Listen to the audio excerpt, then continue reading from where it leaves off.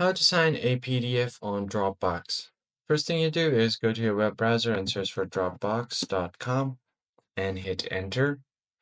And you'll be taken directly to your homepage if you've previously logged in, which I have.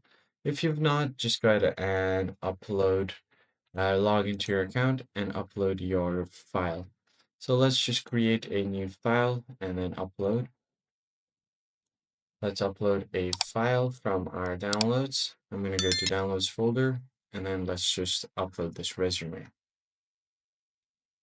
I've got this resume right here. I'm going to click on open on a full screen mode. So I've got this demo resume. I'm going to click on the sign up button and then click on sign yourself. Now a different sign window will open up where you can draw, type, or upload your own signature.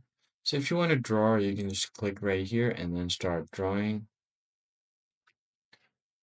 So I would do something like this. If you want to type in your name, just go ahead and click here.